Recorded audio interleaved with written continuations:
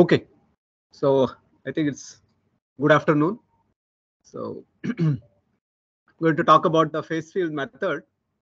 And as you will see, there is no one single way of looking at phase field. And I want to show you all the different methods. I have a preference for some, and you might have a preference for something else. So, this presentation is going to show you many different ways in which one can look at phase field method. So we will have a quick introduction. Then I'll talk about how to go from classical diffusion to Cahn-Hilliard equation and Allen-Kahn equation and its antecedents. We will also discuss a little bit about solidification modeling there. Then I'll make some technical comments because some of these information is not there in the textbooks, or unless you go look up specifically for this information, you don't get. So I'll make a couple of comments about that because this presentation will also be available. So I have put all details. Even if I'm not able to completely go through, you will still have access to these. So you can go back and get back to me if you have any issues or any problems. So before I start, I have to thank Abhik, Shashwat and Funny. We have been working on this project for a while now, and it's lots of learning for me. And of course, I have been working on phase field for quite a while now. I think I started sometime around 99 or 2000, so about 20 years now.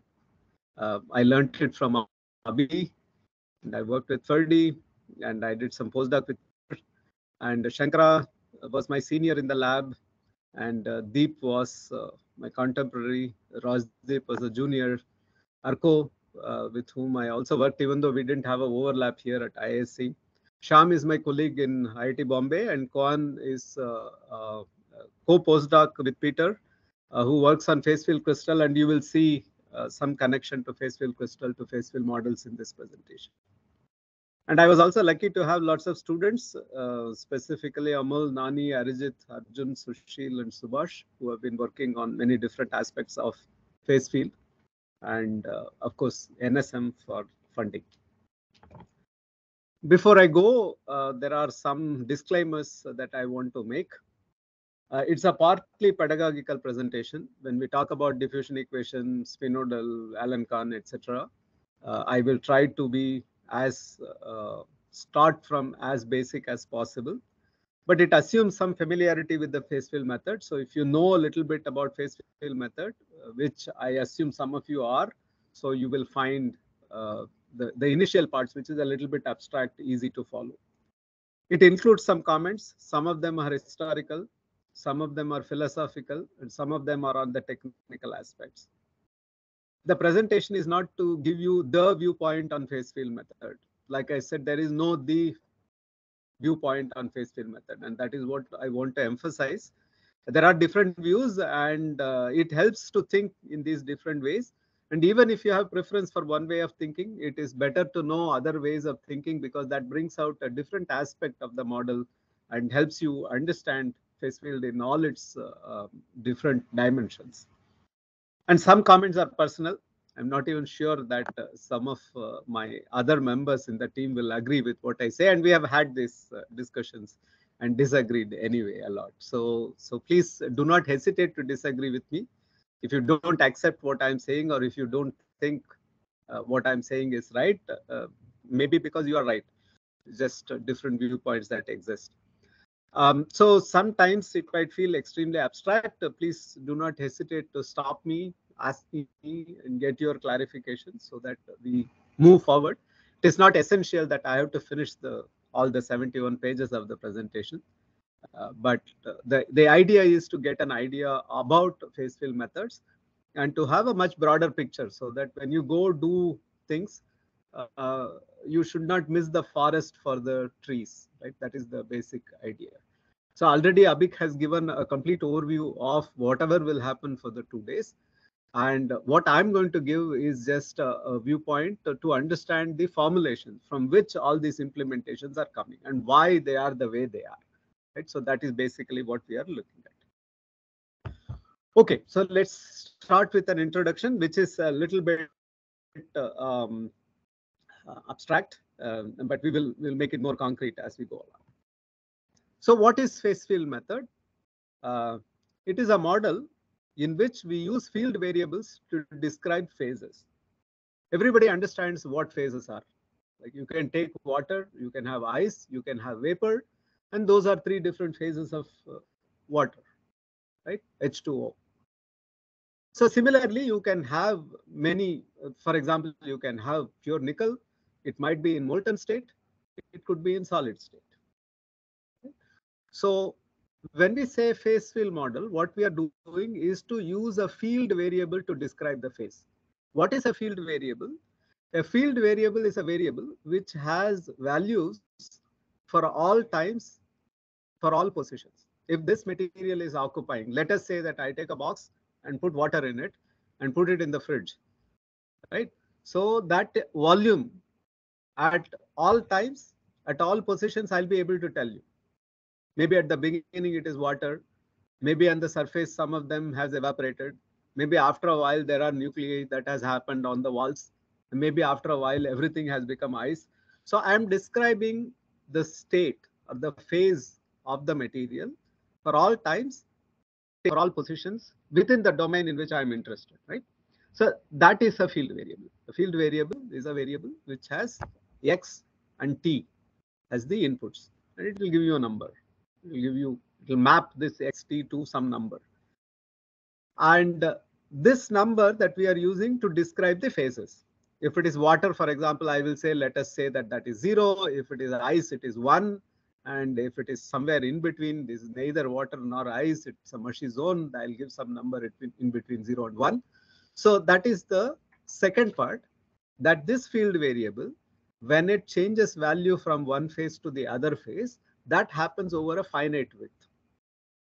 That is another thing about this phase field method, because one can say that no, it is up to this it is ice, after this is water. So if you come from left, you will say that this point there is ice. If you come from right, you will say at this point there is water. Then there is a discontinuity, and those kind of discontinuities are bad if you are doing things on computer. That is why we are using a field variable which has values and they are continuous. They are not discontinuous anywhere. They are not even just continuous, but they also are differentiable. In math, these two things can be different. But we will assume as much of differentiability as is needed for our variables. Because there is a finite width over which this phase field variable changes when it goes from one phase to other phase, we also call these models as diffuse interface models. Sometimes people see diffuse and they mistake it for diffusion. That is not what we mean. Diffuse is used as against sharp interface models. Sharp interface models are models where you have a phase and then suddenly, abruptly, there is another phase that is starting. Okay, that is how real world looks to you. If I see this thing, there is wood and then there is vapor, right? But what we are saying is, no, between this wood and vapor, let us make it continuous. Let's not make it abrupt like that. So there is a finite width we are giving to the interface between phases, and so it is called a diffuse interface. The interface has become broadened, a little bit wider. Why diffuse interface? Now, one approach, this is where the philosophy enters into the model, is to say that, look, I mean, there is really no discontinuity. There is wood or there is vapor, but it is easier to do certain things if things are continuous. Otherwise, there is a discontinuity. So I want to avoid discontinuity. So life becomes easy if you don't have discontinuity. So let us make it continuous, but let us make it really, really small, really, really thin, so that it will mimic what is there in real life. So that is one viewpoint. The other viewpoint is, no, there is a width, but that width is so small compared to the other dimensions we are looking at. So we can really consider that to be of zero width. But again, because calculation wise zero width is difficult, let us replace it with a continuous region with a finite width. That is another viewpoint. The third viewpoint says that no, the interface is really wide. It has a definite width. So phase field model will capture what is the width of the interface. So these are three different philosophies. Okay. Somebody might come from mechanical engineering or mathematics background. they will know that this PDE actually has a solution with a discontinuity like a shock or something. But they will say, let us replace it by a sinusoidal wave, sinusoidal profile to capture this. That is allowed. Or you might be coming from solidification kind of phase field models where we know that there is an interface width, but that is so small compared to the dimensions over which we are looking at phase field for the microstructure. So let us assume that it is zero thickness, but for mathematical reasons or ease of computation reasons, so let us put it as a small width. That is another viewpoint. Or you might be coming from solid state phase transformation viewpoint like spinodal, where the interface has finite width. In fact, at the point where it undergoes, everywhere is interface. Okay, the definition of phase itself breaks down a little bit if you have that kind of viewpoint. So all these are viewpoints, and depending on what problem you're using, I mean, I might have the different viewpoint for different problems. Same person can have different viewpoints depending on which problem we are looking at, how we are interpreting, and so on. But it's important to know that these viewpoints exist, because otherwise the context is completely missed. It's not clear what people are talking about. It's not clear why we have to go to the limit where interface width is zero. Some people do, some people don't, right? So to have clarity, you should know that there are these different views. And when you are reading a paper, you have to take a call. What seems to be the viewpoint of the person who is writing this, so that you will have a complete picture of what is happening. Okay, so there is another question, answer to the question, what is the phase field method? It is a method to derive partial differential equations that describe the transport of heat and mass, and that describes phase transformations. This is the viewpoint that we are going to take a little bit later, because we know that when we say phase transformation, all that is happening is there is some heat transfer, maybe there is some mass transfer, and then there is some phase transformation which is happening as a result of this. Of course, this is a little bit limited. For example, fracture is happening. Do I call it as a phase transformation?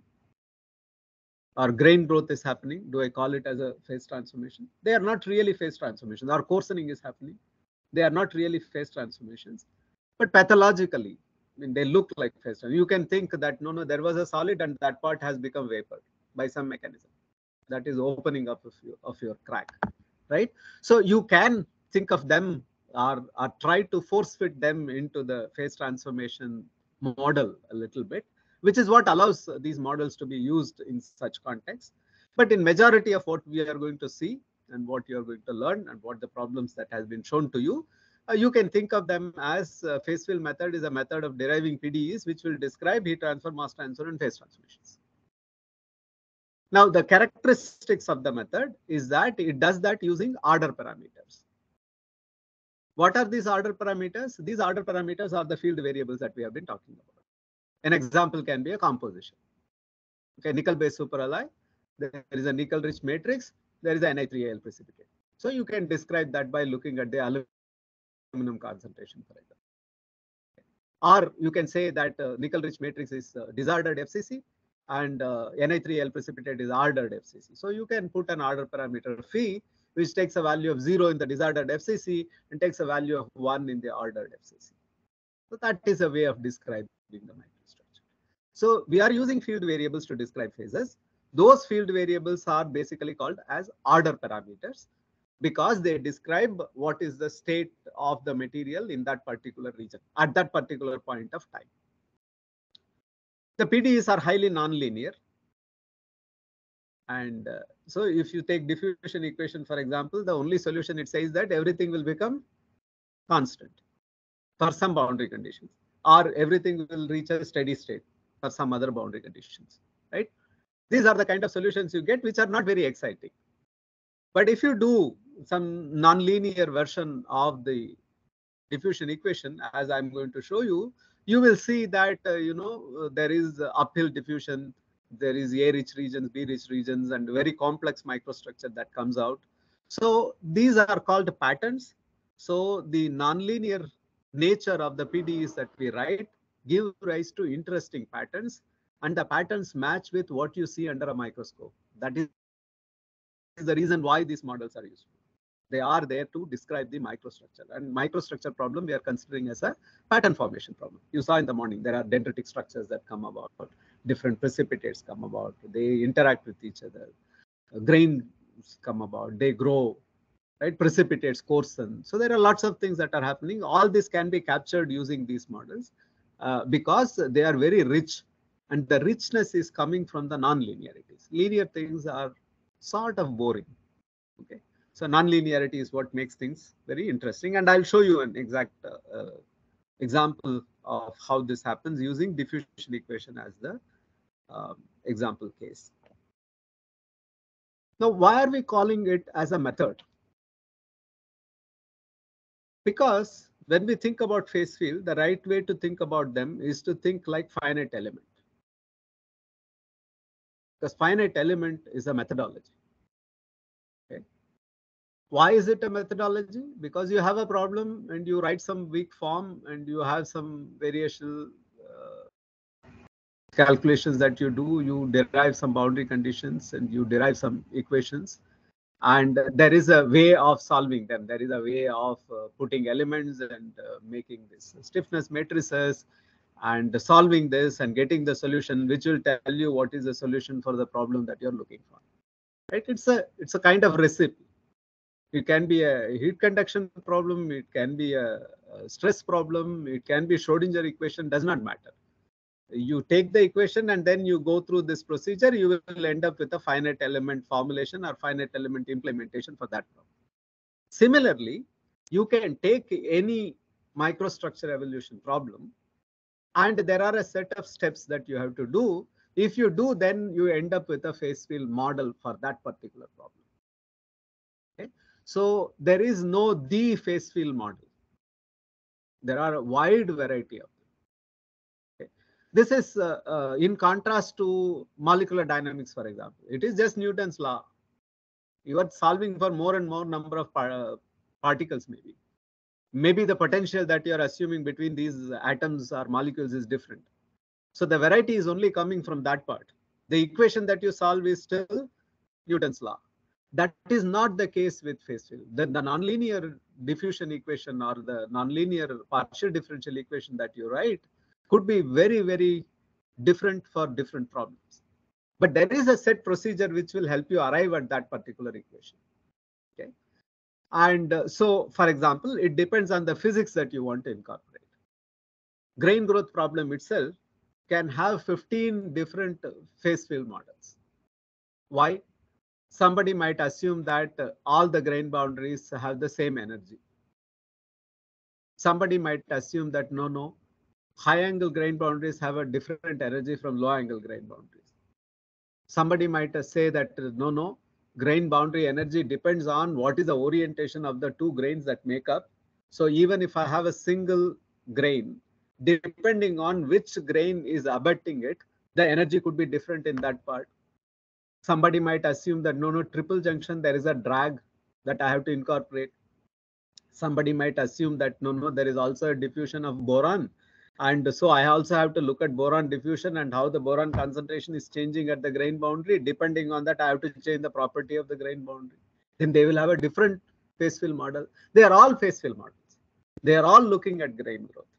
But depending on the amount of physics that you add, somebody might want to actually put a grain boundary as a small angle boundary, which is made up of dislocations, as a wall of dislocations. They will have a completely different phase field model from somebody who is assuming that it is just a diffuse region with some property like energy or width and so on. So there is no the phase field model, and grain growth problems are a classic example of for a single problem, depending on the amount of physics that you want to incorporate and the amount of detail you want to incorporate, you will get more and more complicated partial differential equations to solve. And that is what gives rise to the richness in the results that you see when you use the phase field model. Okay, so you can go look up. There are tons of grain growth models. All of them are phase field models, and none of them will look like each other. Okay? Hanchen is one, Steinbach has another, and there is this orientational order parameter models, which have some strange properties, and so on. Okay, so what is this algorithm that we are talking about? I want to write a phase fill model. What should I do? First thing is you have to decide which is your order parameter, right? I take nickel-based superalloy. Can I have a description where I'm only worried about where the matrix is, where the precipitate is? Then I can have a composition order parameter, because wherever nickel is rich, that is matrix. Wherever it's nickel 3 to other composition aluminum or something, then it is precipitate. Then I can have composition as the order parameter. But somebody might say, no, that is not sufficient. The precipitate, which ordered variant it is, that is also important for me. Then they have to introduce more order parameters within the precipitate, where the composition, let us say, is 1, and in the matrix, let us say composition is 0. This is all normalized. I mean, they are not really 0 and 1. Maybe it is 52% nickel and some 75% nickel and so on. But we scale them to 0 and 1. And so wherever it is 1, we call it as the precipitate. Then the precipitate is ordered. So I have to put now order parameters to say which variant of the order crystal structure is there.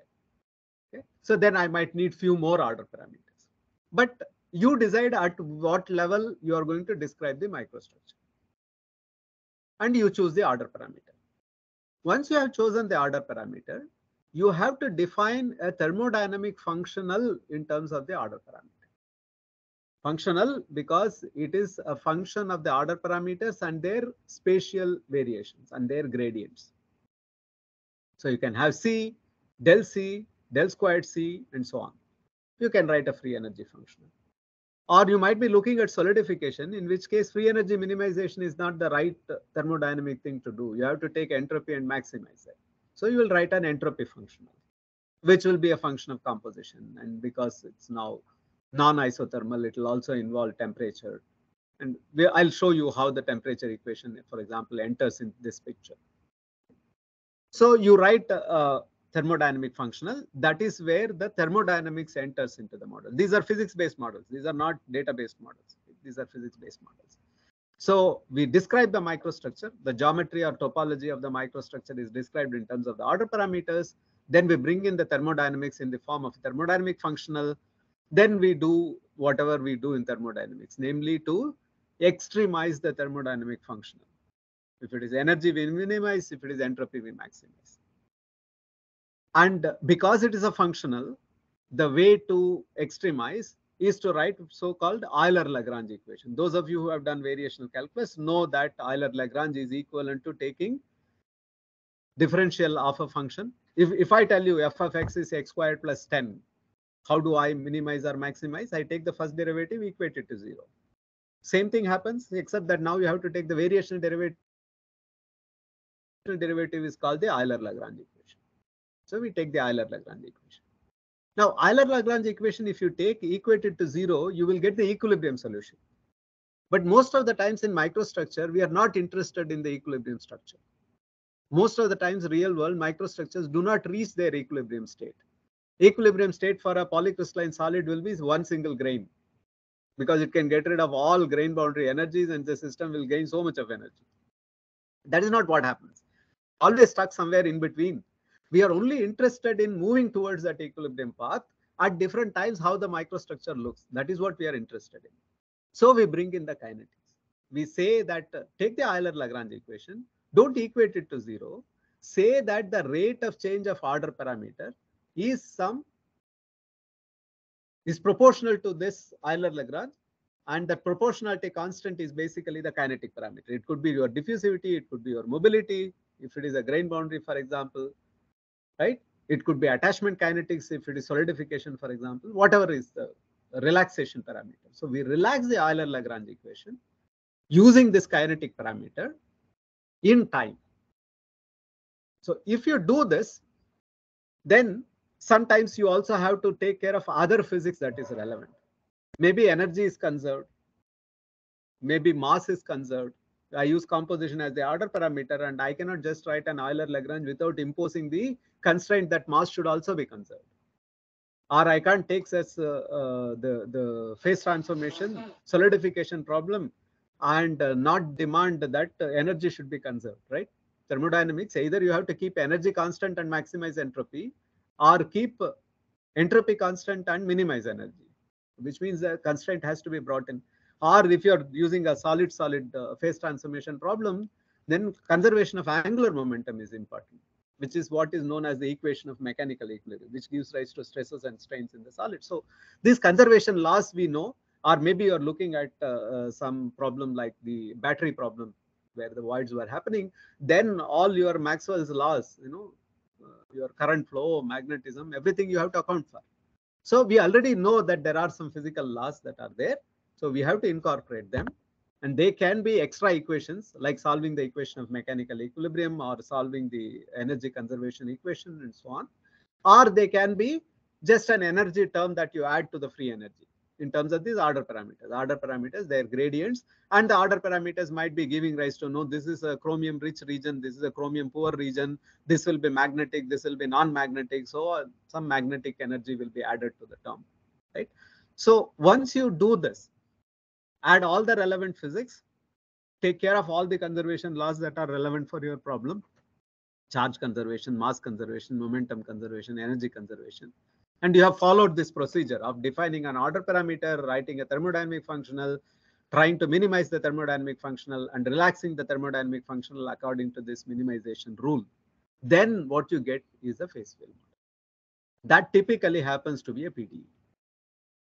Okay. I'm going to do this exercise in the case of diffusion and show you exactly how the equation comes out. One of the canonical equations known as Cahn-Hilliard equation, we are going to follow this procedure. But this is a recipe. This is the algorithm. Any problem you take, if you can do this, you will end up with a phase field method for that problem, a phase field equation for that problem. Then you can go to a computer and solve. How to do it is what MicroSim is all about. Okay, what is the characteristics of the solutions that you get from these kind of PDEs that we generate? First thing, we already discussed, the interfaces are going to be diffuse. It is because of the free energy functional. As I'll show you, there are different terms in the free energy functional. Then they compete with each other. That is what gives rise to a definite width for the interface. I'm going to show you one example, at least from the magnetic literature, which clearly shows why there is a interface width. And if you don't do the phase field model, there is discontinuity. The classic example is if you are doing the precipitate growth using classical diffusion equation, right? Classical diffusion equation, like I said, wants the composition to be constant. So you have precipitate at one constant, you have matrix at one constant. If you try to solve this problem, then you need to know where the precipitate matrix interface is. At that interface, from which phase you are coming, the composition should reach the corresponding point, corresponding value, assuming equilibrium at that interface. Which means if I am coming from the matrix side, I should reach the matrix composition. If I'm coming from the precipitate side, I should reach the precipitate composition. Which means at the interface, there is a discontinuity, which is a pain. First thing, I need to know the diffusion to know where the interface is. And I can't solve the diffusion equation without knowing what the boundary condition at that interface is.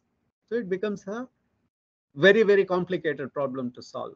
It's called known as a moving boundary problem. And that is what we are trying to avoid with all these diffuse interfaces. Okay. So jump conditions become a problem. They are not there in phase field models. Jump conditions are automatically incorporated. So which is a huge sigh of relief, anybody who is doing numerics with these problems, because then I don't have to track interface. And solutions become easy. And sometimes the interfaces split. Some of them disappear. I'll show you examples. All this is automatically taken care of. But that is not the case. If you're doing a finite element, for example, for some sharp interface problem, then you have to track the interface and you have to mesh the interface much more finer, because lots of things are happening and you will miss all the physics if you don't do, and so on. So all that is taken care of in these methods because they are naturally taken care of. You say that interface is continuous, so there is nothing for you to worry about. You just solve the PDE on the entire domain. You only worry about the boundary conditions at the bounds of the domain and the time t0, the initial value. So diffuse interfaces, because of their diffuse nature, also give rise to whatever is the interface properties. Like Gibbs-Thompson, for example, will be automatically accounted for. You don't have to do anything extra. Whereas if you use enthalpy method or something, you have to look at, measure the curvature and accordingly change the melting temperature and so on. So all these complications go away. Okay. So that is the reason why these models are preferred and are widely used. Okay, so we are going to take two canonical phase field method equations. One is known as the Cahn-Hilliard equation, other one is known as the Allen-Cahn equation. And any generic model is built out of m Cahn-Hilliard equations and n Allen-Cahn equations, along with whatever is the other equations of relevance, equation of mechanical equilibrium, Maxwell's equation, whatever. Okay, so that is the generic model. So if we understand the components, Cahn-Hilliard and Allen-Cahn well, then putting them together is just a question of making it more and more complicated. So I'll show you that you can keep on adding order parameters and keep on writing the corresponding Allen-Cahn Cahn-Hilliard equations and keep coupling them in different ways to get as much rich physics out of it as possible. Okay, but all that you need to understand is Cahn-Hilliard and Allen-Cahn, which will help you understand the rest of it on your own. You don't need somebody to teach you those. Now, at this point, it's a good idea to tell you about resources. Some of you are probably aware, but there are a large number of books. Steinbach has written a book which is freely available for download, but which is more like a advertisement for some software they have. So it also gets some reference. Emmerich has a book, but slightly more mathematical. Provatas and Elder have a book which also does some more mathematical things like asymptotic analysis. There's a book by, I think, Biner, which talks about numerical implementations of phase field models. And there is also lots of growing literature. There is a website called Phase Field Hub, and there are lots of benchmark papers that people have put. If you're writing your own code or if you're using MicroSim, you can benchmark them against known solutions and see how the code fares. MicroSim GitHub page is also a good resource. Please do use them. There are innumerable review articles and book chapters, including the ones that is written by Shashato and Abhik himself, and I have written some. They are all freely available. This is the ISC journal. Some time back, we wrote some reviews. I still rank Hilliard's article on phase transformations to be one of the top resources for people who are starting. Even though it is dated with respect to experiments, conceptually, everything that you need to know from the one viewpoint, namely that the interface has finite width. From that viewpoint, this article is really a good one. And I also urge you to read the original papers. I mean, Kahn has written very nice papers, and Kahn's Cahn-Hilliard paper, for example, is really easy to read, requires a little bit of mathematical bent of mind. But once you have it, or if you're not afraid of math, you can really learn a lot, and it will also help you think in more creative ways than reading them from secondary sources and tertiary sources and so on. Okay, so that is as far as resources are concerned. Let us start from classical diffusion, which I am assuming that most of you would have known about, solve problems, done courses on, and then try to move to Cahn-Hilliard from the classical diffusion equation. So we start with Fick's first law, which says that flux is proportional to concentration gradient. Why? Because that is what your experience is. Take a bucket of water, put a drop of ink, it will spread. Of course, it is very difficult to get a bucket of water without natural convection. So some of its spreading is because of convection. But even if you manage to get without any convection, still because of Brownian motion, the ink molecules will spread. That is the nature of things, right? Take a laser, just put a spot, heat one point, heat is going to spread, right? So that is the nature, and that is what this is basically telling. I mean, heat and diffusion of mass, they are the same. Mathematically, they are equivalent. Only the names of constants and the variables change. You can say that heat flux is equal to minus alpha del T. The T is the temperature. So mathematically, they are the same. Now, why is the flux proportional to concentration gradient? There is a heuristic argument. It's not a proof, because Fick's first law is a constitutive law. It's not necessary that all things in the world should obey. Only conservation laws are universal. Everything in the universe will obey, at least as far as we know at this point. But constitutive laws could be different. Okay, so this is a constitutive law. So I can't really give you a proof. I can only give you a heuristic argument why I think, or why we can think that this is what is expected. And the argument goes something like this. The analogy that I like to use is to use Bombay trains. You have several bogies, and let us consider a bogie which is a general bogie, which is not a Zenana compartment or something, right? Let us assume that for simplicity's sake, that bogie, when it starts from Victoria Terminus, has about 50% women and 50% men. Now it is going to go through several stations, and let us say that in all those stations on the platform, it so happens that there are only men. Now every station, 10% of passengers get down randomly, and 10% of passengers are going to get into the train. If this happens in about 10 stations, what would you expect at the last station? All men, right? We assumed random movement, but simply because the concentration was high on one side, on the platform side, you saw that the concentration became all men. So concentration became same, basically. So if you assume random jumps for atoms, and if you assume that the jump frequency is independent of everything, that is why it is not true for Zenana. Which means if it is a ladies compartment, only ladies can get down and ladies can get in. I mean, that's not the case we are looking at. And if you have higher number of atoms in a plane, the flux from there will be higher, which is why concentration gradient leads to net flux, and it goes in such a way that concentration gradient between the platform and the bogie has become zero as time proceeds, right? So this is Fick's first law. This is the atomistic picture we have in mind, which looks very reasonable. Of course, I mean, we can see that that is what is expected to happen, and that is why it happens, and that is what Fick's first law describes. There is something known as Fick's second law, which is not really a law.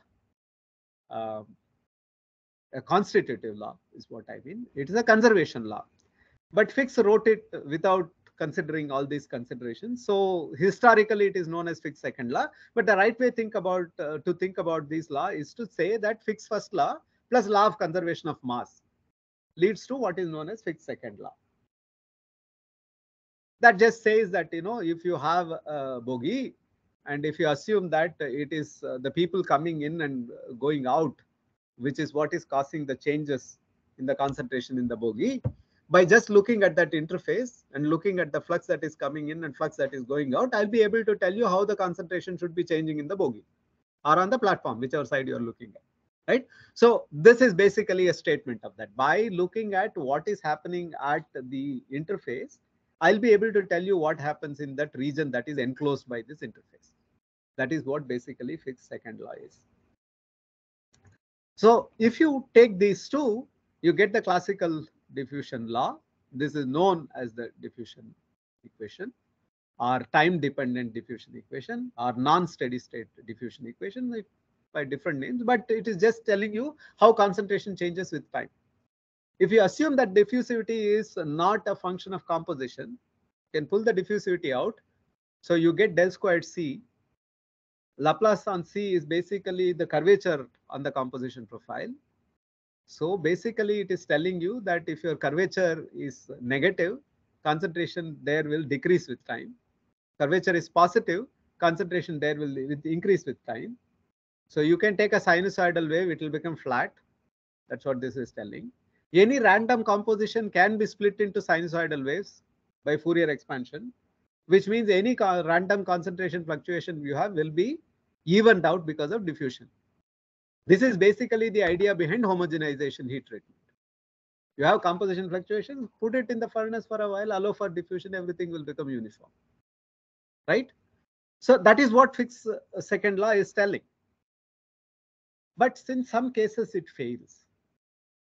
And it is also not difficult to see those cases that it fails. I use the example of water and ink, but I might use the example of water and oil. I put a drop of oil doesn't spread. Does not mean that there is no Brownian motion. Now, obviously, Fick's law would fail there. It's not becoming uniform composition of oil in the water. Oil droplets just remain as droplets in water, right? So we thought that this is a reasonable constitutive law. and along with the conservation law. But we see that in some cases it fails. Obviously, some assumptions that we made about the constitutive law is not correct. We assumed random jumps, and we assumed that jumps are independent of composition. One of those is not correct, and that is why it is failing. So to understand why this failure happens, we are going to go to a model which is the simplest model that you can think of to describe systems which undergo phase separation, like water and oil, which don't mix, unmixing systems. Even if you take them to be a uniform mixture, then a mechanical mixture would form instead of remaining as homogeneous uniform phase. To understand such a system, the simplest model that one can think of is a regular solution model. It's called regular solution because we assume some enthalpy or some bonding interactions between two different types of atoms. But in spite of this kind of bonding, we still assume that the configurational entropy is equivalent to what is given by the ideal solution, where the atoms are not distinguishing each other. That is the idea behind the regular solution model. And so you can write the free energy, and the regular solution free energy is this. Ga and Gb are the molar free energies of pure A and pure B, and omega is the regular solution parameter, and RT epsilon B 1 minus xb ln 1 minus xb is basically the configurational entropy. We are assuming that there is not much contribution from the vibrational entropy, which is in general a good assumption, but for some specific systems. So in such a system, and we are also assuming that this is a condensed system, so we are not going to make a distinction between enthalpy and internal energy. They are more or less the same. The PV term, because solids can undergo very small volume changes, and at atmospheric pressure, the PV term can be neglected. So that is the assumption that we are making. So instead of writing F, I am writing it as G, the Gibbs free energy instead of Helmholtz free energy, because I'm making that assumption. Now, if you look at such a system for positive omega, that is the phase separating system, you see that in the free energy, you get regions which are concave in curvature. And anybody who has done optimization, minimization, etc., knows that concavities are bad news. And if any of you are from physics, you know these van der Waals curves where you suddenly draw a line.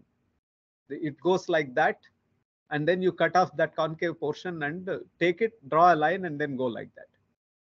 Okay, in the phase diagram, that is PT diagrams where you do this.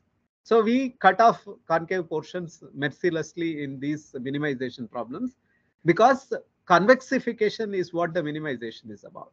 So we take this region, we cut it off, we draw what is known as a common tangent, and we say that in this region where it touches this curve at the 2 points, in between it will be a mechanical mixture, because having a homogeneous alloy of that composition is too costly for the system. A mechanical mixture will have lower free energy.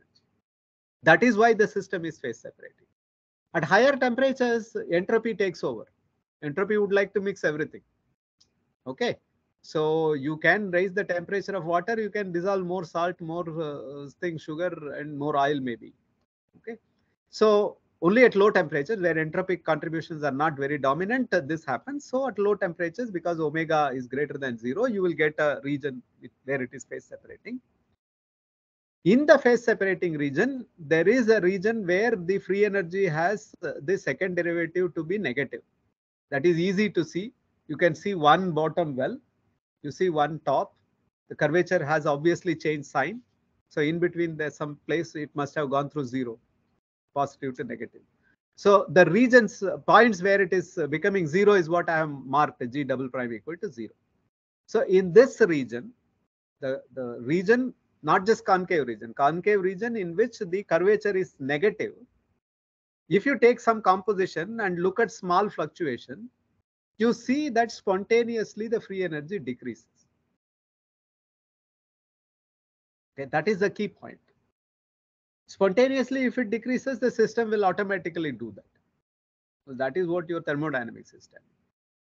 So you have some small composition fluctuation, then the system finds that being A rich, being B rich is reducing free energy, so it will become more A rich and more B rich, and this will happen, and this will look like diffusion against the concentration gradient. Now we are taking a uniform system, We took a system where composition was varying, it was going to uniform. That is what Fick's law said. Now we take a system with uniform composition with small noise. Instead of dying down, the noise is growing. This is known as spinodal decomposition, and this kind of diffusion is known as uphill diffusion. And it is called uphill diffusion because if you write the classical diffusion equation, instead of regions with positive curvature growing in composition and regions with negative curvatures decreasing in composition, it goes the other way. It is as if the diffusivity has become negative. So then the question becomes, why is diffusivity negative? Okay. Of course, there is an explanation that you can find. And that explanation comes from the fact that purely from a thermodynamic point of view, Fick's law was written phenomenologically without taking thermodynamics into consideration. Mass transport should be driven by chemical potential, not concentration gradients. So happens that in some cases, chemical potential gradients and concentration gradients are in the same direction. Those are the regions where the free energy curve is convex. If the free energy curve is concave, that is not so. The concentration gradients and chemical potential gradients could be in the opposite ways. So that is what is leading to this. And you can do this mathematically and show that diffusivity gets the second derivative of the free energy with respect to composition. So the sign of that also matters. If that is positive, then only the curvature of the concentration matters. If that is negative, then that sign is going to change. So in addition to the curvature of the concentration, you should also look at the curvature of the free energy versus composition curve.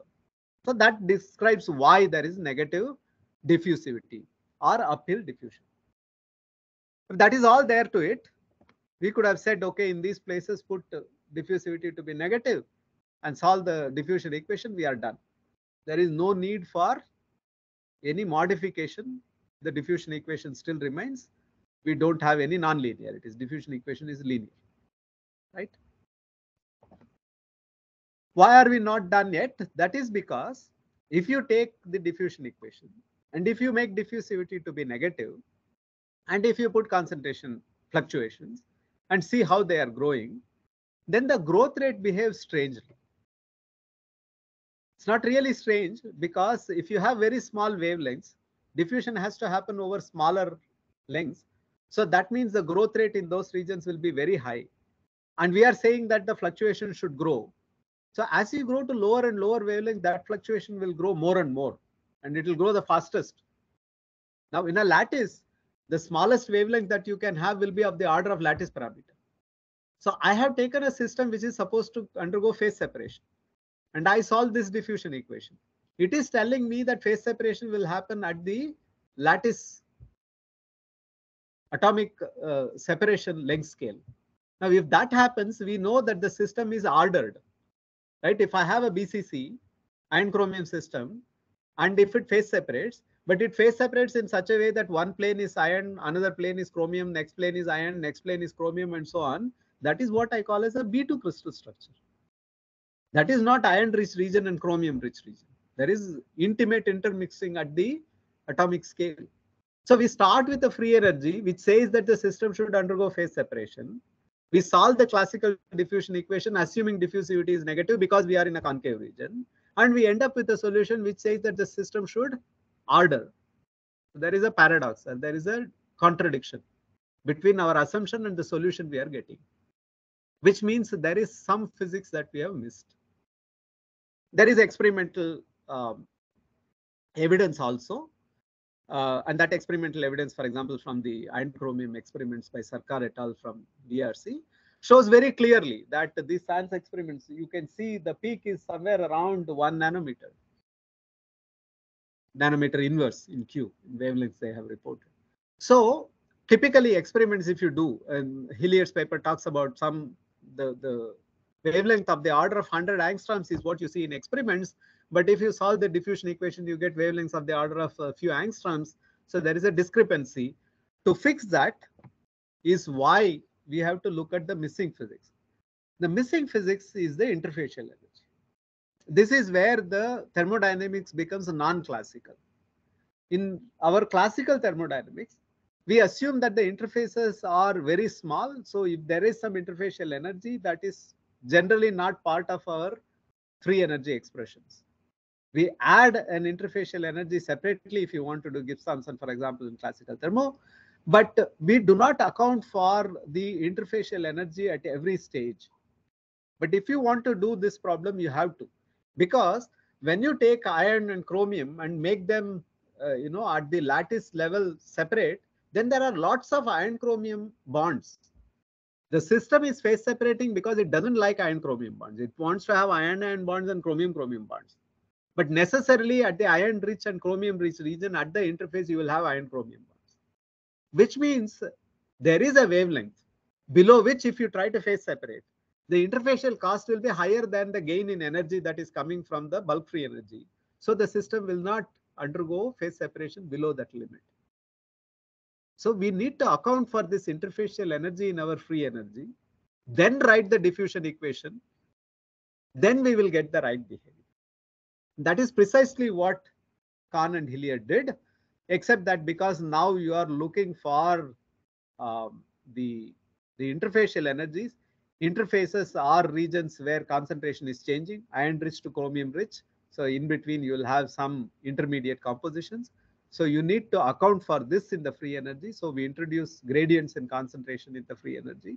So free energy, instead of a function of composition, becomes a functional of composition. Then you cannot take just regular derivative. So you have to take the variational derivative. So we define the chemical potential as the variational derivative of the free energy, which includes this gradient in composition, which basically accounts for the interfacial energy. Okay, that between chromium rich and iron rich regions, there is a interface, and the interface costs the system some energy. We are accounting for that interface. So if you do a little bit of maths, this is basically the Euler-Lagrange, which gives you the chemical potential. Put the chemical potential back into your diffusion equation, you get a modified diffusion equation, which is still linear, but it has a del power 4 term. And the del power 4 term is what regularizes, as we say, is what makes sure that below some wavelength, the wavelengths don't grow. It kills those wavelengths because interfacial costs for those wavelengths are high. Above that, the wavelengths will grow. Okay? So this equation is known as the Kahn-Hilliard equation. Now, if you go back to the procedure, what we did, we took composition to be the order parameter. We wrote a free energy functional which was in composition and the gradients in composition. And we wrote the Euler-Lagrange equation. We substituted in the law of conservation of mass, which is the Fick's law, Fick's second law. And we arrived at this equation. So this is the recipe that we have followed. So this is a phase field method. Right?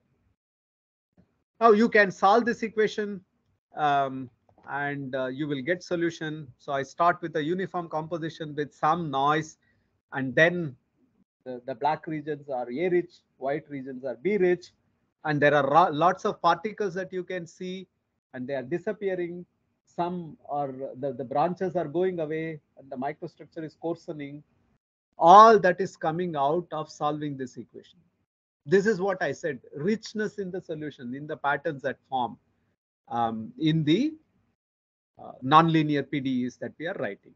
If it is diffusion equation, you start with something like the final one, everything will become uniform. That is what you would expect in the classical diffusion equation. But it goes the other way. And these things happen in real life. Spinodal decomposition is seen experimentally, and this is the equation that describes how the spinodal decomposition is coming about. So we are modeling the microstructural evolution during spinodal decomposition using Kahn-Hilliard equation. So this is one of the canonical equations. It is one of the canonical equations because concentration is an order parameter which is conserved. That is, if you take integral of composition over the domain and differentiate it with respect to time, that will be equal to 0, because integral of C dV is equal to C naught, overall alloy composition. I can't take 50% aluminum, 50% nickel and allow it to change as time proceeds. So there is a constraint. Because this order parameter has this constraint built on it, it is called a conserved order parameter. And so the corresponding equation is Kahn-Hilliard, because the law of conservation of mass has to be part of the equation. But if it is magnetic domain, which is what the Allen-Kahn equation and its antecedents are, then there is no conservation. You can start with a ferromagnet with lots of domains and you can go to one single domain. The other domains can disappear. You can start with 100 grains, you might end up with 20 grains. Remaining 80 grains, grain orientations have disappeared. So if you use orientation order parameters to describe grain structure or magnetic domain structure, there is no necessity that they have to be conserved. So they are called non-conserved order parameters. Allen-Kahn is the canonical equation that describes the kinetics of evolution of non-conserved order parameters. But the procedure is the same. We take this non-conserved order parameter, we write a free energy functional, we write an evolution equation by taking the Euler-Lagrange equation and equating it to the rate of change of the order parameter with the relaxation parameter. Resultant PDE is the Allen-Kahn. Now to motivate this is the magnetic domain structure in neodymium iron boron magnets. This image is from Wikipedia. And what is this domain structure? One region, all spins are aligned one way. Another region, all spins are aligned the other way. But there is a region in between where the spins slowly change from one orientation to the other. That is called the magnetic domain wall. And that has a definite width. Why does it have a definite width? The spins are aligning one way because that is called exchange interaction. That is what is reducing the energy. That is, same spin next to each other will be having lower energy. And in one region, they are all one way, so lower energy. In another region, they are all the other way, lower energy. But in between, if you say that, okay, up to this end, I'll have all this way, up to this end, all this way, then there is a discontinuity. That has very high energy because now you are putting two spins next to each other, which are totally opposite to each other.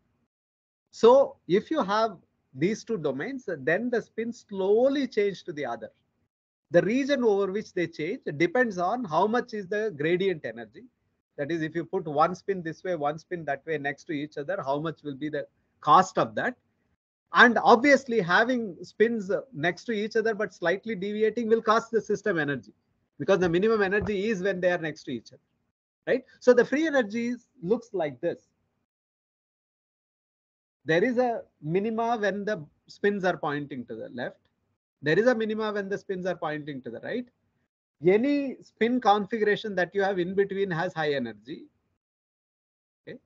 But if you just change from one to the left to one to the right, there is a huge cost in gradient energy. So the competition between the two is what forms these walls. This is known, this is the Weiss theory of ferromagnetism. Okay. Now, we are going to describe such systems. We are going to describe by this F0 of phi the double well. We are going to describe by this del phi the fact that gradients in the order parameter cost the system some energy. This is the free energy functional. Yeah. How is it different from the previous, where you have like different atoms and there should not be interface between them? No. So up to this point, there is no difference. If you look at that system, you can write the free energy. That will also, instead of F0 of phi, I wrote the regular solution free energy. That will have double well. Because it had double well, it had a maximum in between, and it had a gradient. So up to this, it's the same. The difference is that this phi is not conserved. So when I write the evolution equation, I'm not going to demand law of conservation of mass. So the evolution equation looks different. That's what you will see. Okay. So this happens in ordered structures. BCC to B2 is a classical ordered structure. So there will be ordered domains where the iron aluminum or nickel aluminum, if you take, the nickel atoms are at the cube corners or nickel atoms at the cube centers. Two different domains. If they meet, there is a domain wall that causes the system some energy. And this is an experimental picture of these domain walls. Anyway, so we have written the free energy in terms of order parameters. And depending on how many variants, you need so many minima. And the transition between the minima leads to antiphase domains. So we take the chemical potential. I'm putting chemical potential within quotes because by definition in thermodynamics, chemical potential is when you add one atom. Here we are not talking about atom. We are talking about changing the order parameter a little bit. But effectively, it is like chemical potential. This is what is driving the system. So the chemical potential is the variational derivative. And now you see, I said dou phi by dou t is minus L del F by del phi. There is no second del that is operated. Previously, we wrote dou C by dou T is del dot M del mu. That extra del which is missing here because this order parameter is not conserved. So this equation looks different. So if you expand this equation, you will see, okay, so here. So if you expand the order parameter equation, you will not have del power 4. You will have the del square term, which is coming from the gradient term, plus a nonlinear term. And then that nonlinear term is what is giving rise to the patterns in the case of Alencon. And of course, this is another simulation where we implemented, and sorry, you can see that again, I start with order parameter phi equal to 0.5 everywhere. Then it goes to regions 1, region 0. And the dynamics is very fast because this is non-local dynamics. I mean, it can just go to 1 and 0. There is no conservation. Law of conservation is also called equation of continuity. That is because mass cannot disappear here, appear here, and still overall mass conservation. That we don't accept. There should be continuity in chain. That is not the case here. That is why Alencon dynamics is generally much faster. Okay. Now let us take solidification, where it's an example of putting more than one canonical equation to solve a particular problem. Why is this so? What is the order parameter in the case of solidification? And one way of motivating this order parameter. This is not the only way, but I like it for some reason that you will see later. Let us say that I have a solid. And if I look at the density will peak at the lattice positions and go down in between lattice positions, and again peak at lattice positions, go down. This will happen, right? I have a lattice point, then another lattice point, the density will decrease. Again, at the lattice point, it will peak, and so on. If I go to the melt, the solid and its melt are in contact. In the melt, it will be uniform composition because there is no lattice. Wherever you go, you take some region, you average, you will find the same density. So if I plot the envelope of this density, that I can use as the order parameter to describe the solid and melt. This is one way of motivating the order parameter for the solidification problem. There is a stronger, I mean, you can do it rigorously mathematically. There are classical density functional theories of freezing due to Ramakrishnan and Yusuf, from which you can get a model which is known as phase field crystal model, where you will see these density variations in the solid and uniform density in the melt. And in between, the density will slowly go from the solid density to molten density. And the amplitude of these density waves are described by the Ginzburg-Landau equation. And you can derive this rigorously by doing the analysis. And the Alencon equation is nothing but the time-dependent Ginzburg-Landau equation. Okay. So, but some points you have to remember. Solidification is a non-isothermal process in general. So, which means that the functional that you write should be entropy functional and not free energy. We have to impose the condition of energy conservation, like we impose the mass conservation. Energy conservation equation is what gives rise to the equation of evolution of temperature.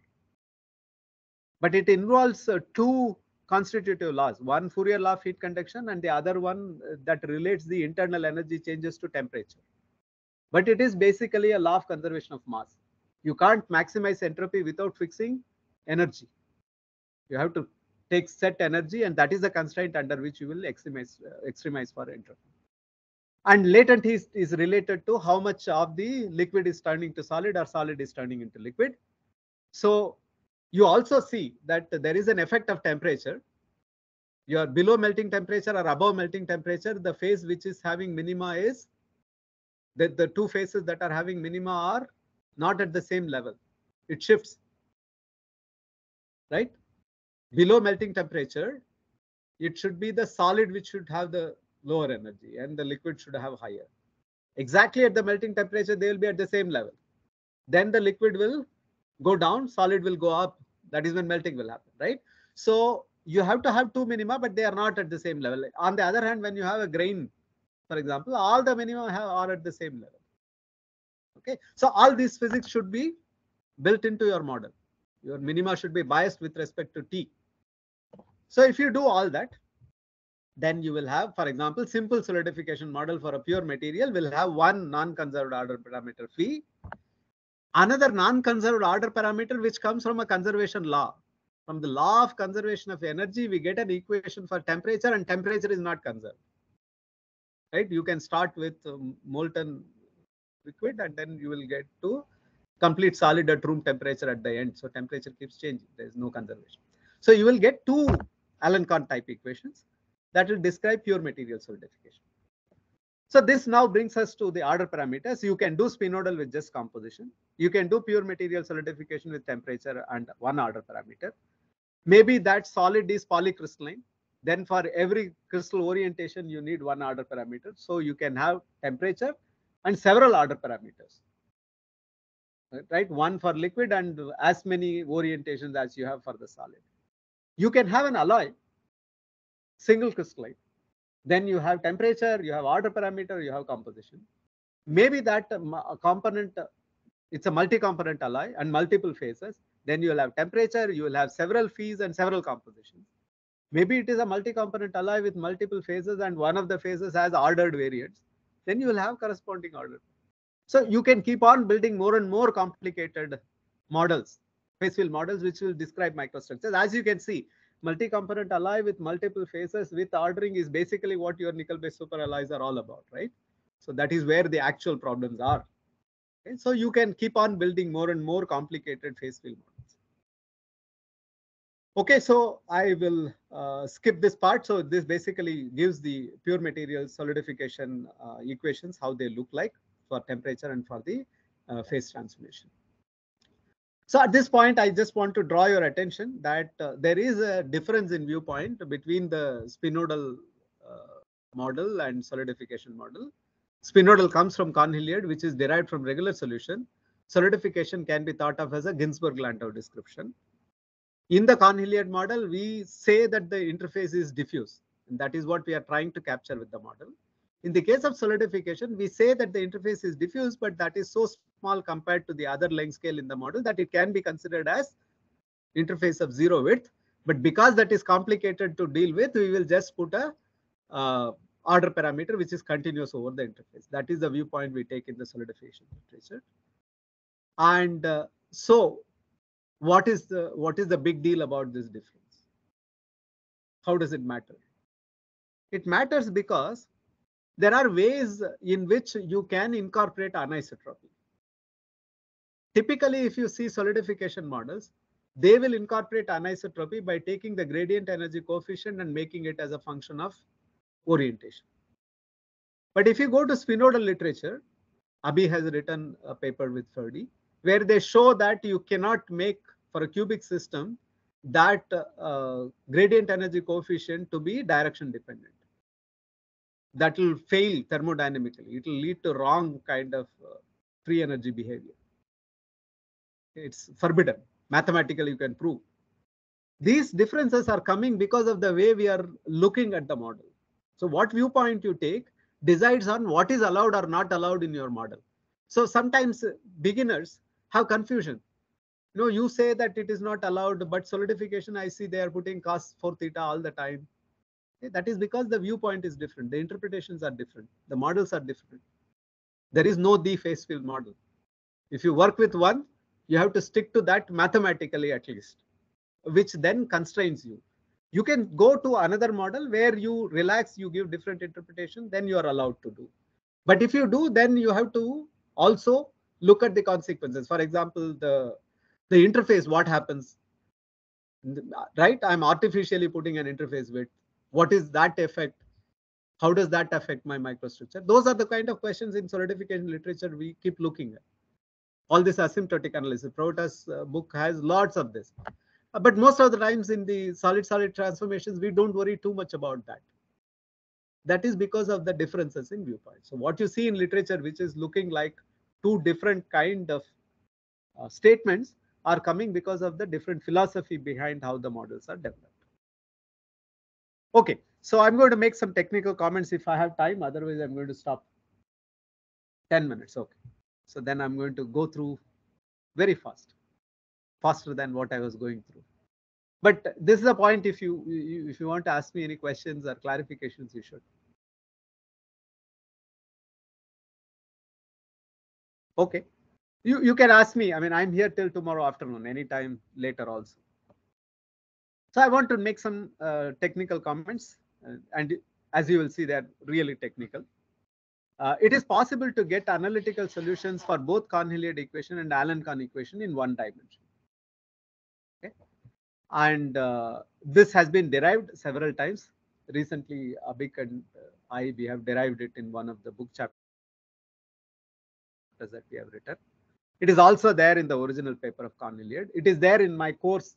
I have derived and shown how this solution comes about. So for both Allen-Kohn and Kohn-Hilliard, the order parameter goes as exponential. X is the position, and root kappa, where kappa is the gradient energy coefficient.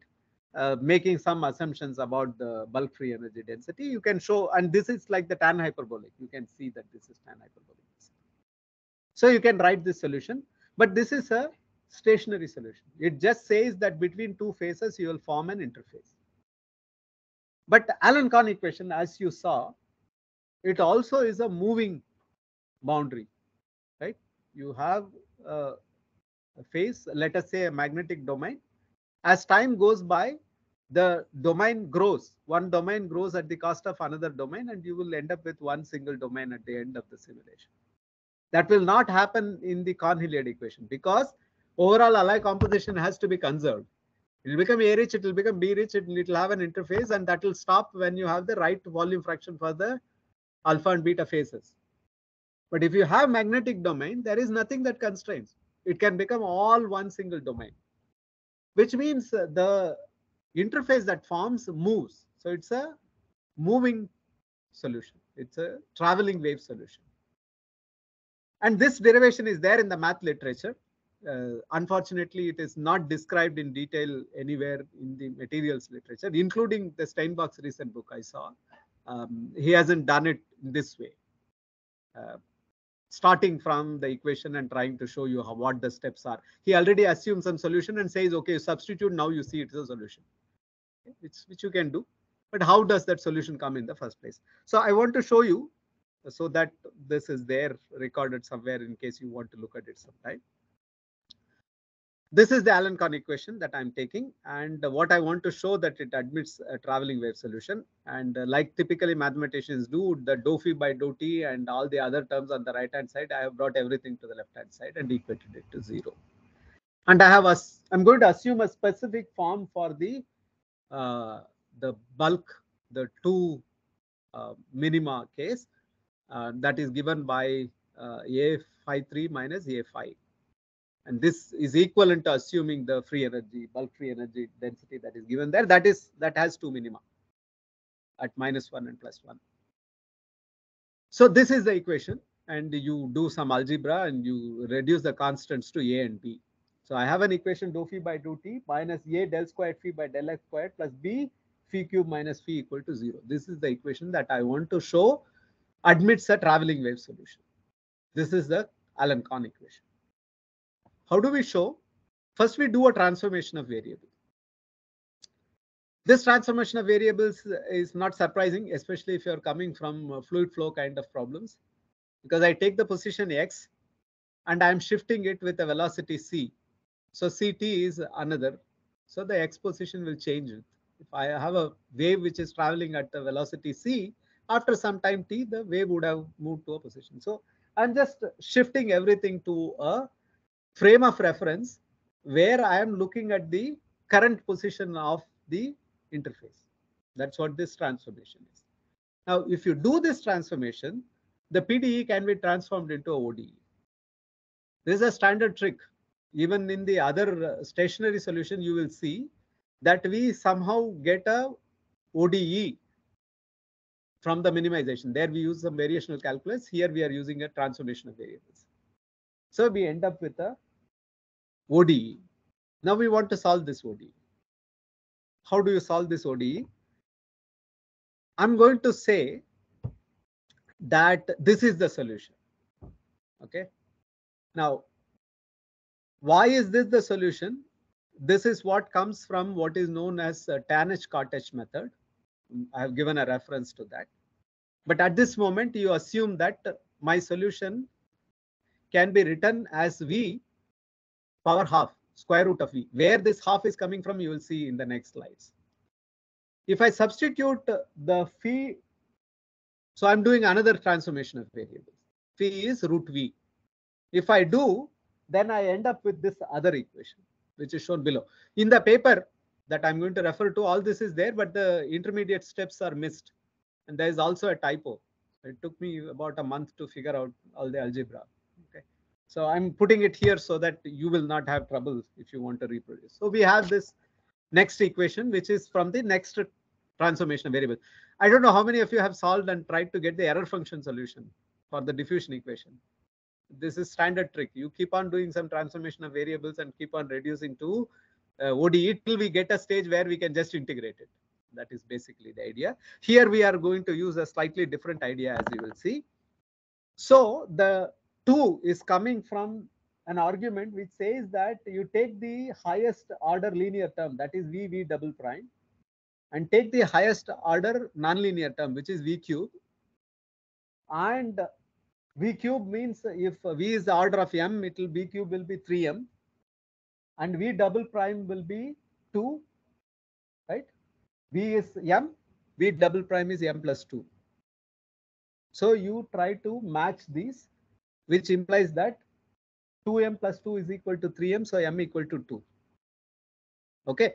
In other words, you get to an equation of this type, you look at how the nonlinear term highest order, linear term highest order, and match them. That is the trick. Okay.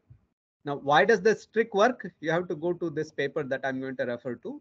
But that is the reason why we are taking V to the power half. Because it is 2, we are taking V to the power half. Okay. Now, why is that so? Now we are going to introduce another transformation of variable. Y is equal to tan xi. And then you can do all these V prime, V double prime, etc. You can transform.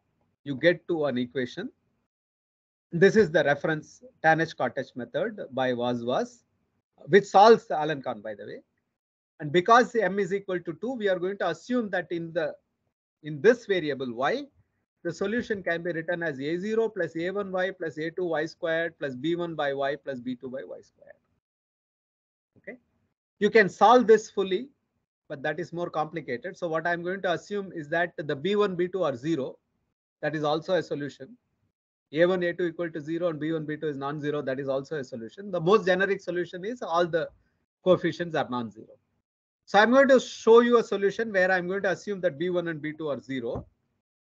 And then I substitute this S of Y, which is A0 plus A1Y plus A2Y squared, as a solution into this equation, and solve by matching the coefficients of same order. Okay. That gives me the solution. Okay. Now, at this point, it becomes horrendous algebraically. So here is a Maple script. You have access to Maple. You can see I'm writing S as the solution, A0 plus A1Y plus A2Y squared. And I differentiate it once, that is a S prime. I differentiate it twice, that is a S double prime. And then I expand by substituting it into the differential equation I had, right? These d squared by d chi squared is this, d by d chi is this, and all these I'm going to put into equation 31, and then I have a differential equation. So I'm going to substitute for S, S prime, and S double prime. And I collect all the coefficients and solve the resultant set of equations. If you do, then this will give you the solution. And one of the solutions gives me C as plus or minus 3 by root 2 AB. Remember A and B in the original equation. Alpha is plus or minus 1 by 2 root of B by 2A. And A0 and A2 is 1 by 4, A1 is half. This is a solution. C is the velocity of the traveling wave. That is what we said. That was our transformation. Alpha is the parameter that determines the steepness of the profile. Obviously, that is related to you can see B and A. What are B and A related to? The gradient energy coefficient and the bulk free energy density and the L parameter and so on. So these are coming from the equation that you wrote. So if you substitute, you get equation 34 as the solution. Power half is there because that was our transformation. We assumed that the solution is V to the power half. We get V and we put to the power half, we get this solution. You can plot this solution, which is what I have done, by assuming plus sign, no, because there are plus or minus.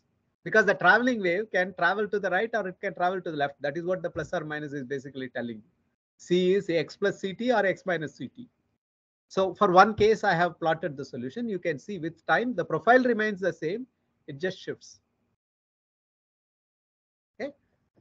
And you can take the other value, alpha, to be negative, and you will see the profile shift the other way and so on.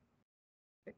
Again, I'll save this slide and share it with you so you can have it. Please go through the algebra. It doesn't work if I do and show you in the presentation, but it helps if you have this to refer to when you are doing. And once you do, you will feel comfortable solving these equations. Okay. Last comment I want to make is about quantitative phase field models. Okay.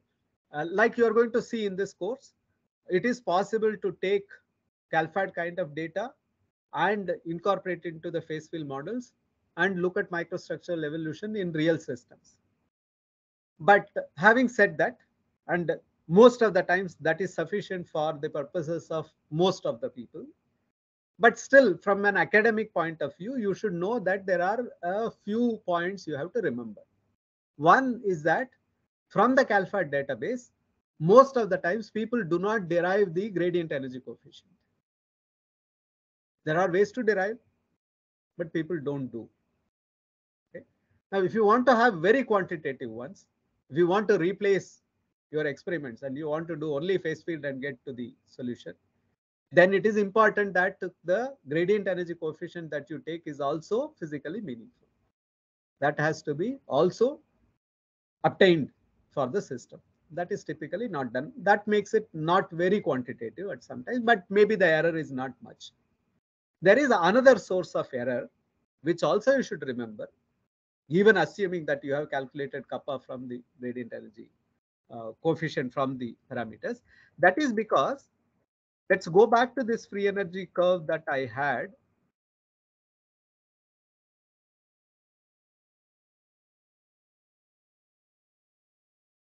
So this concave region is a forbidden region, which means experimentally it is never accessed. So CalFAT data doesn't have information on that. What we typically do is to fit it to some barrier. And the barrier height is adjusted along with the gradient energy coefficient to get the right interface energy and interface width. But that might be the exact nature of that curve might be important for some cases if you want to get quantitative phase field. The only way you can do is by doing a Monte Carlo simulation, a statistical simulation, and obtain how the curve looks in this, because in simulations you can access this region. Okay. So to make phase field models completely quantitative, and again I want to emphasize, this is an academic point. Most of the times for your industrial problems within the error bars that you have and experiments you have, you will be able to match taking CalFAT data. But strictly speaking, there are also these things that you have to remember. That is why it's a technical point. And the technical point is that you have to do what is known as coarse graining. Okay. And this is described in a very wonderful thermodynamics textbook by De Fontaine, which is not very costly. I strongly recommend all of you to buy a copy. It's only 900 rupees in Amazon. Wonderful textbook, and talks about some open problems. I mean, the footnotes are full of interesting information. For example, people do first principle calculations, even for CalFAT database. Sometimes you do first principle calculations and add information. That is the energy part or the enthalpy part from the thermodynamics. But most of the people who do that always assume ideal solution for the entropy part. Then there is the statistical mechanics community, which does lots of simulations, Monte Carlo simulations, to get the entropy correct. They don't assume regular solution kind of model. they try to evaluate by thermodynamic integration the entropy, and then they will assume something like the bond breaking model for the energy. So there is a physics-based models, one physics-based community which only looks at energy or enthalpy and leaves out entropy completely. Another community which looks at only entropy, leaves out energy completely. Actual matching will happen only if all these are done quantitatively. So there is a nice footnote where he says we had a conference and these two communities were not paying attention to one another, and actual data actually requires the both statistical mechanics approach to get the entropy and the energy approach from the first principles. Only when you put it together, you will get the complete picture emerge from models alone. We are talking about just doing calculations and not doing experiments to get the complete information. Okay, that is the dream, right? I want to do an ICME starting from first principles, and I want to reach. So if you want to do, there are interesting issues, and De Fontaine points out, it's a nice textbook. And in that, he also points out to one case where such careful coarse graining has been done to show that it is possible to get this inaccessible regions of the free energy using Monte Carlo, which is also interesting from the point of view of multi-scale model. Okay. So I think I'll stop here with a short summary. I don't have to read the summary. Thank you. And if you have any questions, I'll be happy to answer.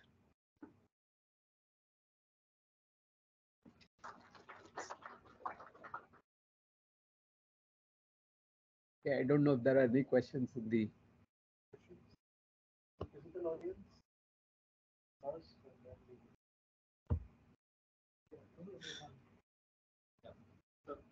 Yeah. So I mean,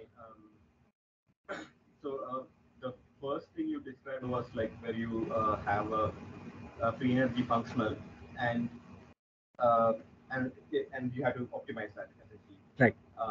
But that's the same as the Ginsburg-Landau formulation. Ginsburg-Landau is also a free energy, but written for a non-conserved order parameter. Ginsburg-Landau is written for solidification, written for magnetic systems, written for type 2 superconductors, where, for example, solidification, I start with melt, everything has become a solid. If I take integral of phi dV, d by dt of that is not equal to 0. The first one where I showed d by dt of integral c dv is equal to 0. So the order parameter is conserved. That leads to these different kinetics. That's what I'm trying to point out. That precipitate growth kinetics is different from solidification kinetics because the physics is different. In one case, you are dealing with something which is getting conserved. So there is a continuity equation. Necessarily, it is slow. In the other case, you don't have it. So the kinetics is different. And we are capturing both using these kind of PDEs. Okay.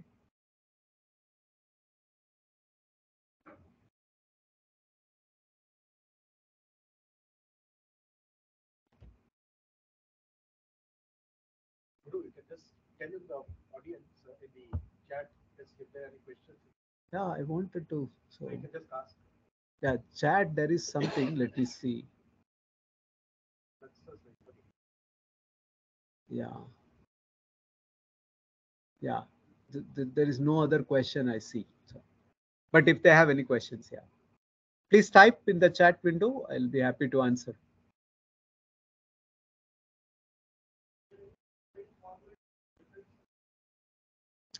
There is, for example, we look at phase field dislocation problems, where necessarily a dislocation, the core of a dislocation is of the order of a few angstroms, right?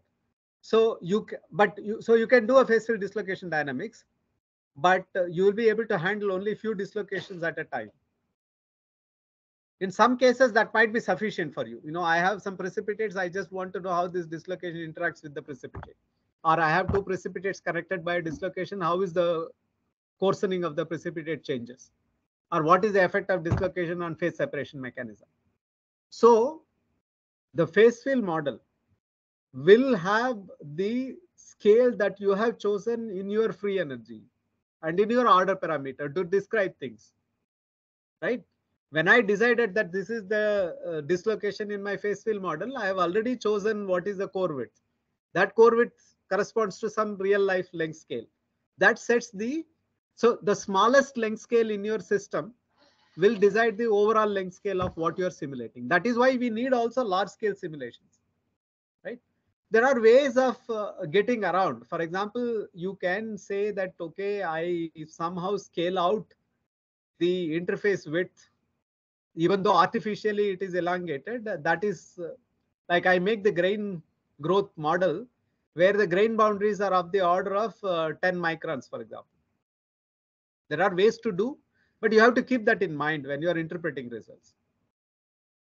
Okay, but typically, yes, the problem with the phase field method now is not with the method, but with the numerical issues.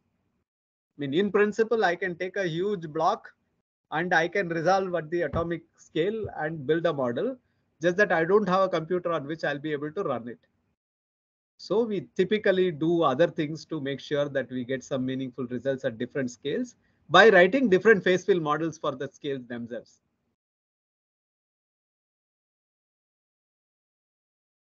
Any other questions?